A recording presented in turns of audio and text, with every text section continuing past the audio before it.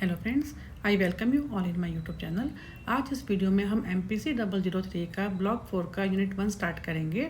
ये हमारे मॉड्यूल का लास्ट ब्लॉक है और इसमें हम जो है इस जो पूरे यूनिट को हम 2 पार्ट्स में कवर करेंगे, 2 वीडियोस में।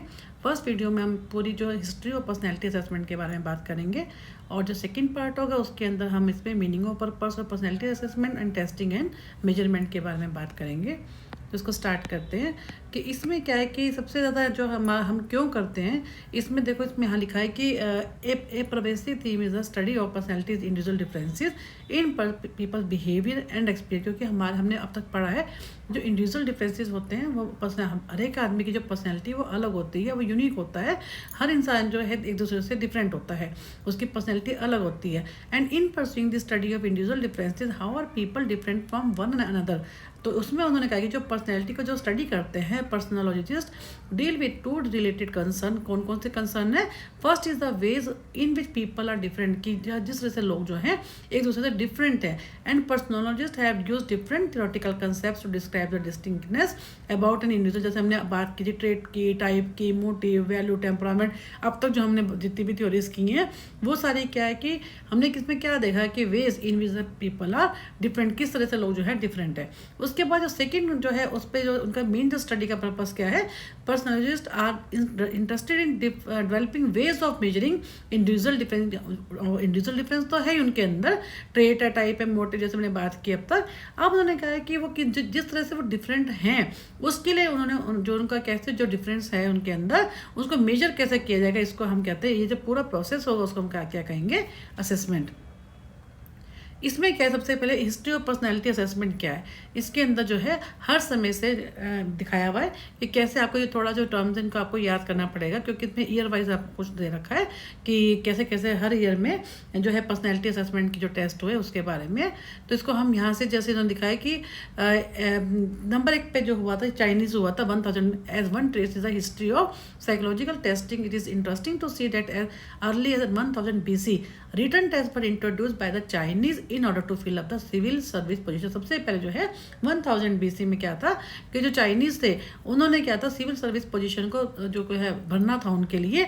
तो उन्होंने क्या था in the United state around, अब सबसे पहले तो उन्होंने इसलिए वहाँ पे यूज़ किया साइकोलॉजिकल टेस्टिंग को, जहाँ पे उन्होंने जो है चाइनीज लोगों ने जिन्होंने सिविल सर्विस की पोजीशन भरनी थी। अगेन अब 1850 में उन्होंने क्या किया, जो US ने one finds test for the civil service, again जो सिविल सर्विस के लिए ही एग्जामिनेशन स्टार्टिंग उसके ऊपर क्या इन द जो US की हम बात कर रहे हैं, फिर उन्होंने भी किया US में भी जो है 1850 में क्या हुआ, अगेन उन्होंने टेस्ट का यूज़ किया किसके लिए, सिविल सर्विस का जो एग्जाम था उसके पर्पज से। फिर जेम्स कैटल ने 1890 में developed a mental test for assessing college students in order to measure their strength के बारे में, resistance to pain and reaction time. तो उसके बाद जो है विलियम जेम्स ने किया, जेम्स कैटल ने 1890 में। उसके बाद ये होते होते इन्होंने क्या कहा है कि as is well known the first scale of mental development for classifying the mental retarded children in France was in the. अब जो है 1905 में जो मेंटली रिटार्डेड पर्सन के लिए जो बच्चे थे उनके ऊपर स्टडी की गई, और ये किसने किया, बिने एंड साइमन ने, जो कि 1905 में, क्योंकि बिने साइमन आपको याद होगा उन्होंने IQ टेस्ट भी दिया था जिसमें हमने mental as over chronological age into 100 की बात की थी। तो ये 1905 में इन्होंने कि जो मेंटली रिटार्डेड बच्चे थे फ्रांस में उसमें उनके ऊपर स्टडी किया था। फिर उसके बाद 1940 में 1914 के अंदर army alpha and beta test जो था उसके ऊपर इन्होंने इसको यूज़ किया था जो है पर्सनैलिटी टेस्ट को। फिर 1916 में जो टर्मन ने किया था उन्होंने क्या किया, स्टैनफोर्ड बिने टेस्ट किया था, after which came the many personality test and inventories and between 1920 to 40। अब उसके बाद 1916 में टर्मन ने जब किया IQ का जो हमने बात की थी MA over CA into 100, और उसके बाद जो 1920 से 40 के बीच में using factor analysis, projective test and personality test but device, अब ऐसे इस तरह से इन्होंने ईयर वाइज दे रखा है। फिर 1941 से 60 में मैनी वोकेशनल इंटरेस्ट इन जब जॉब से रिलेटेड जो है कैरियर से रिलेटेड जो इंटरेस्ट टेस्ट थे वो डेवलप किए गए। फिर 61 से 80 के में neuro psychological testing became prominent. फिर 1980 से उन्होंने कहा है कि द प्रेजेंट डेट आज की डेट तक, क्योंकि 61 to 80 के बीच में न्यूरो साइकोलॉजिकल टेस्ट डेवलप हुए और 80 से लेकर टिल डेट है many tests have been developed which could be administered to the computer, scored and also interpret, जिनको हम जो है कंप्यूटर की हेल्प से उसको एडमिनिस्टर भी कर सकते हैं, उनकी स्कोरिंग भी कर सकते हैं और फिर फर्दर उनको इंटरप्रेट भी कर सकते हैं। तो ये सारा जो है हिस्ट्री के बारे में जो है पर्सनैलिटी जो असेसमेंट है उसकी हिस्ट्री के बारे में है। फिर उसके बाद इन्होंने क्या कहा कि in regard to personality test as the one trace is the history one find the first name is, इसके जो हिपोक्रेट्स, हमने जो हिपोक्रेट्स के बारे में बात की थी, जिन्होंने 4 जो है फ्रूट्स के बारे में बात की थी, blood, phlegm, yellow bile and black bile, जो हमने काफ़ी डिटेल में ऑलरेडी 2 बार पढ़ लिया है इसको। ब्लॉक 1 में भी हमने काफ़ी डिटेल में पढ़ा है इसको और अभी हमने अर्लियर वीडियो में भी पढ़ा है इसको ब्लॉक 3 की यूनिट 4 में। तो अब इसके इन्होंने जैसे इन्होंने बताया था कि फिर उसके बाद गैलन ने कहा जो सैंग्विन, जो अगेन वही जो है 4 जो फ्लूइड थे उनसे कैसा हमारा टेम्परामेंट कैसे बनता है, जैसे सैंग्विन आ गया, फ्लेग्म हो गया, कोलरिक हो गया, मेलनकोलिक, ये सारा हम ऑलरेडी कर चुके हैं। तो ये इन्होंने कैसे टाइम टू टाइम जो है बताया कि साइकोलॉजिकल टेस्ट के बारे में, ये सारा उसी के बारे में है। अब क्या है फिर उसके बाद Avicenna, a Muslim physician, not only introduce 4 body temperaments to Arab word but also analyse many other reason, और ह्यूमन, उन्होंने बल्कि ह्यूमन इलनेस पे भी काम किया जो मुस्लिम फिजिशियन थे। उसके बाद जो है इट वाज एक्चुअली जो है वुंड ने क्या कहा कि he founded the first psychology laboratory, ये बहुत इंपॉर्टेंट है कि लिप्जिंग में जो है जर्मनी में उन्होंने फर्स्ट साइकोलॉजी जो है लेबोरेटरी एस्टेब्लिश की थी जर्मनी में। Was the first to make clear the distinction between human body and personality, उन दोनों के ऊपर जो है डिस्टिंक्शन किया था कि ह्यूमन बॉडी क्या है, जो हम अभी डिफरेंट तरह के जो हम फ्लूइड्स की बात कर रहे हैं, और पर्सनैलिटी इज एंटायरली डिफरेंट। तो उन्होंने क्या कि ही थियोरेटाइज्ड दैट 4 टेम्परामेंट, सैंग्विन, जैसे हमने फेल्कम की बात करी, क्रॉलर की बात की, मेलनकोलिक की, तो ये कह रहे हैं कि ये क्या डायमेंशन ऑफ ह्यूमन पर्सनैलिटी है, and he gave the psychological touch to the personality. तो दोनों के लिए उन्होंने कहा कि human body is different and personality different, और दोनों के बेस पर उन्होंने जो है पर्सनैलिटी को डिफाइन किया था उनको साइकोलॉजिकल टेस्टिंग के लिए। तो अब क्या है कि while the history of personality test to के साइकोलॉजिकल टर्न विद द, क्योंकि साइकोलॉजिकल टर्न हमने अभी बात की कि जो वुंड ने जो साइकोलॉजिकल के बारे में बात करी है कि not only human body but personality के लिए उन्होंने साइकोलॉजिकल एस्पेक्ट को भी लिया है। तो उन्होंने क्या किया है कि while the history of personality test to के psychological turn with Wundt many psychologists contributed to the personality assessment method. उन्होंने फिर अगेन बताया कि एडवर्ड स्प्रेंगर है, उन्होंने जर्मन फिलोसोफर थे, उन्होंने 4 एटीट्यूड्स की बात की थी, उन्होंने एथिकल वैल्यूज़ की बात की थी, जिसमें आर्टिस्टिक हो गया, रिलीजियस हो गया, थियोरेटिक हो गया, इकोनॉमिक हो गया। फिर आगे एक जो है अगेन हुगो मस्टरबर्ग, उन्होंने क्या कहा था कि जो कि एक प्रोफेसर थे हार्वर्ड यूनिवर्सिटी के, उन्होंने एक सर्वे किया and asked the executives of different organisation, तो उन्होंने डिफरेंट ऑर्गेनाइजेशन के जो एग्जीक्यूटिव्स थे उनसे बात की and he asked them for qualities which they want to see. अब उन्होंने उनसे क्या बोला कि अपने जो डिफरेंट ऑर्गेनाइजेशन के जगह एग्जीक्यूटिव्स थे उनसे पूछा कि वो अपने एम्प्लॉइज में क्या कौन सी क्वालिटीज़ को देखना चाहते हैं, and he listed them and devise the first personality test. तो उन्होंने ऐसे दिखा रखा है कि कैसे कैसे किस लोगों ने अपने अपने टाइम पे डिफरेंट तरह के जो है पर्सनैलिटी टेस्ट जो थे उनके बारे में बताया। फिर उन्होंने क्या अर्नेस्ट के बारे में बताया, अर्नेस्ट क्रेट्जमर, उन्होंने क्या 1920 में German philosopher presented A theory of 4 character style, उन्होंने हाइपोमैनिक है, डिप्रेसिव है, हाइपर एस्थेटिक है और एनेस्थेटिक, इनके बारे में बताया depending upon their character style. फिर उन्होंने अगेन जो है इन्होंने बोला कि एरिक फ्रॉम ने कि another German philosopher wrote that there are 4 human orientation.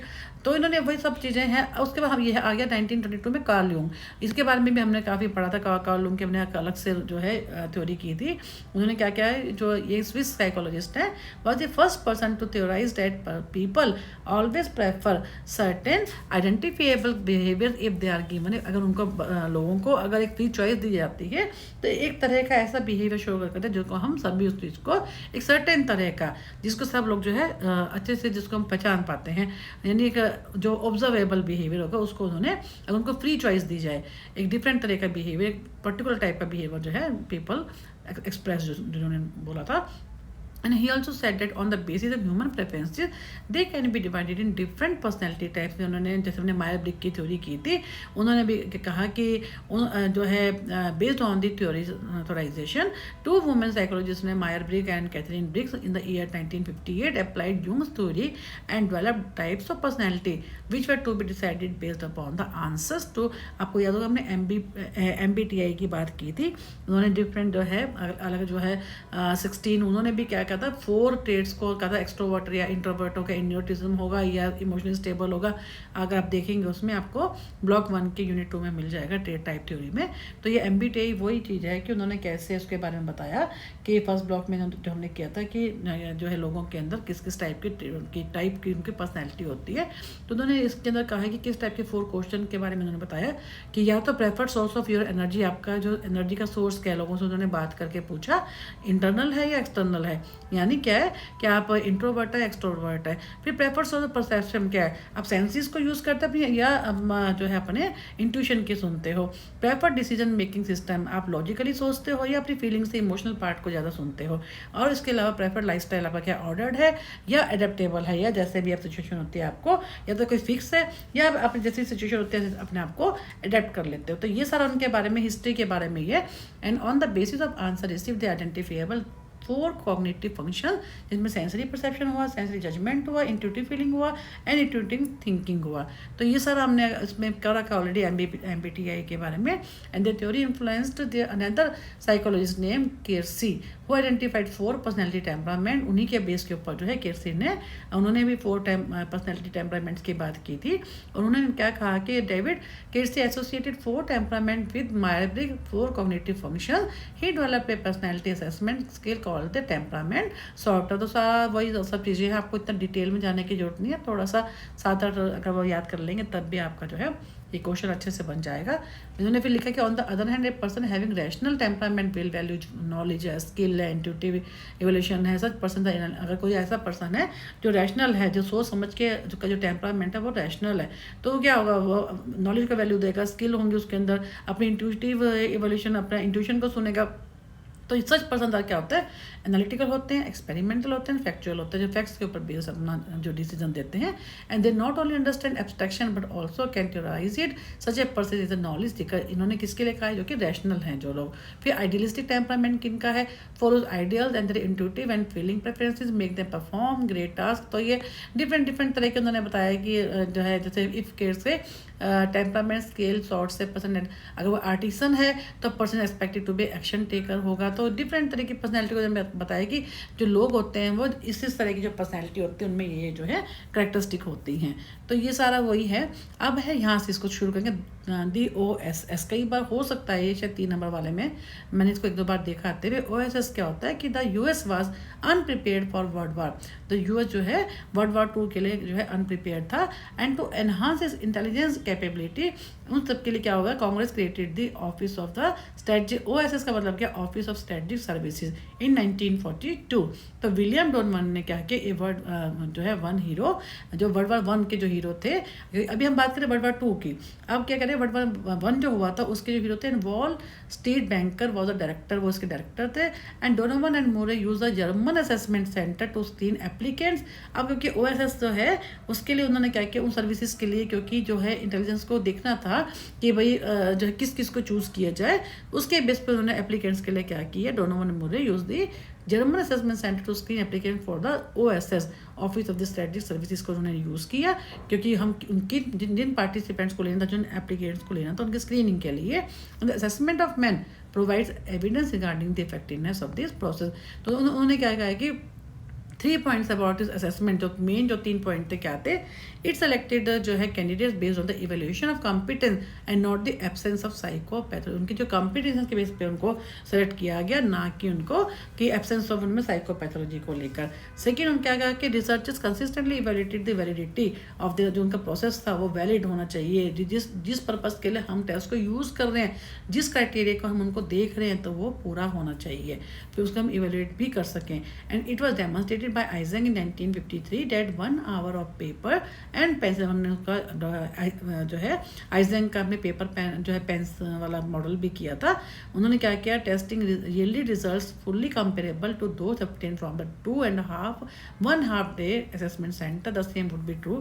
इन्होंने क्राइटेरिया लिए थे कि जो असेसमेंट जो थी वो इन बेस के ऊपर की गई। तो अब क्या इंपॉर्टेंट स्टेप्स क्या है पर्सनैलिटी असेसमेंट के, उन्होंने हमें कोई किसी की भी जो पर्सनैलिटी हम एसेस करते हैं उसमें किन 2 स्टेप्स, टोटल 2 स्टेप्स है, जिसमें हमें इन दोनों स्टेप को ध्यान में रखते हुए किसी की हम पर्सनैलिटी को एसेस करना चाहिए। Step 1, stipulate the agenda for personality assessment. सबसे पहले हमारे सामने कोई एजेंडा होना चाहिए कि हम क्यों किसी के पर्सनैलिटी को एसेस कर रहे हैं।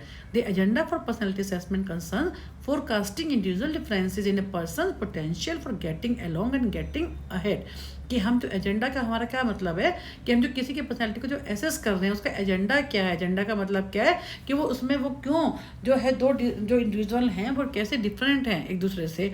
तो उस चीज़ को देखने के लिए ऐसा उनका क्या चीज़ है जिससे वो उनको एक दूसरे से अलग करती है। सेकेंड कौन सा स्टेप है कि it must be decided as to which aspect of personality one wants to measure. हमने जब एजेंडा देख लिया अपना क्या है, किस कारण से हम कर रहे हैं। दूसरा हमारा क्या है कि वो हम किस एस्पेक्ट को हम पर्सनैलिटी के कौन से एस्पेक्ट को हम मेजर करना चाहते हैं। Even wants to assess personality from the inside identity. कोई उसकी इंटरनल कोई एट्रीब्यूट को हम देखना चाहते हैं। Then a measure of values, तो वैल्यू को हम देखेंगे। This would help to evaluate how well a person feel fit into the culture of a specific organization as oppose to trying to predict occupation perform. अब वो कहते हैं अगर किसी का इंटरनल पार्ट को, इंटरनल एट्रीब्यूट को देखना है, इंटरनल पर्सनैलिटी को एसेस करना है, तो हम उसकी वैल्यूज़ को देखेंगे, उनको मेजर करेंगे। अगर हम किसी को एक्सट्रोवर्ट देखना चाहते हैं तो उनका कैसे वो स्पेसिफिक ऑर्गेनाइजेशन में, उसकी कल्चर में वो कैसे फिट बैठता है, हम उसको देखेंगे। उसी के बेस पे उसका ऑक्यूपेशनल परफॉर्मेंस को हम प्रेडिक्ट करेंगे। If however one wants to assess personality from the outside reputation, then one would be use फिर ऑब्जर्वेशन, जो कि हम किसी को अगर कल्चर के उसमें देखते हैं तो हम उसको ऑब्जर्व करेंगे के लिए उसको रेटिंग देंगे। फॉर एग्जांपल इन्होंने कहा कि 360 degree feedback instrument and the optimal use of assessment of reputation is to focus occupational performance as oppose to trying to predict. Simple क्या है कि कोई भी इंसान जो है अपनी कल्चर में कितना फिट है उसके बेस के ऊपर हम उसका अगर हम उसके आउटर को हम चेक करना चाहते हैं, उसकी इनर की जगह इनर करेंगे तो हम वैल्यूज़ पे फोकस करेंगे। अगर हम उसके आउटर पार्ट को हम देखना चाहते हैं, उसकी पर्सनैलिटी किस तरह की उसको ऑब्जर्व करते हैं, तो उसके लिए हम क्या करते हैं, अपनी उस कल्चर में, जिस ऑर्गेनाइजेशन में वो फिट बैठा है, जिस सोसाइटी में है, उसमें वो कितना फिट है। फिर हम बात करते हैं personality assessment and related fields. इसमें क्या है कि पर्सनैलिटी असेसमेंट से रिलेटेड उन्होंने कहा है कि जैसे एस्ट्रोलॉजी है, पामिस्ट्री है, फेरोलॉजी है, और considerably older than any current professional. इन्होंने ये कहा है कि इस टाइप के जो फील्ड्स हैं वो पर्सनैलिटी असेसमेंट से के अंदर फिट होते हैं। कि जैसे एस्ट्रोलॉजी हम सभी जानते हैं, हमारे को किसी का बर्थ डेट टाइम पता होता है तो वो उससे रिलेटेड होती है। This is a field in which the personality of the individual is predicted. हम कैसे प्रेडिक्ट करते हैं, on the basis of the date of birth, place of birth and at the time of birth. At the time the person is born, the planetary position are determined and based on these are the individual personality and the future of the person are predicted. हम देखते हैं, बहुत ही common है, हम astrology को बहुत लोग मानते भी हैं, जिसमें हम क्या करते हैं, इवन कई वजह से मैरिज के पॉइंट ऑफ व्यू से भी हम देखते हैं कि उसको डेट ऑफ बर्थ है, टाइम है, एग्जैक्ट जो है प्लेस ऑफ बर्थ, तो हम कह सकते हैं कि इसका इस टाइप से रहेगा, ये मंगली का, नॉन मंगली का, या इसके लिए जो भी हम फर्दर जो है प्रेडिक्शन कर सकते हैं। तो ये उसके बारे में है कि कैसे हम, एक तो इसमें एस्ट्रोलॉजी है जिसके अंदर हम जो है एस्ट्रोलॉजी के बेस पे हम किसी की पर्सनैलिटी को प्रेडिक्ट कर सकते हैं। सेकेंड है बायोरिदम। बायोरिदम क्या होता है, is a method for personal prediction, developed initially by, किसने किया था ये, विल्हेम फ्लीस ने किए थे, colleague of the Sigmund Freud के जो कलीग थे, and promoted by George Thommen ने उनको जो है आगे प्रमोट किया था। इस थ्योरी के हिसाब से क्या, day to day effectiveness is govern by position on 3 cycle की बात की, हमारी फिजिकल, इमोशनल एंड मेंटल।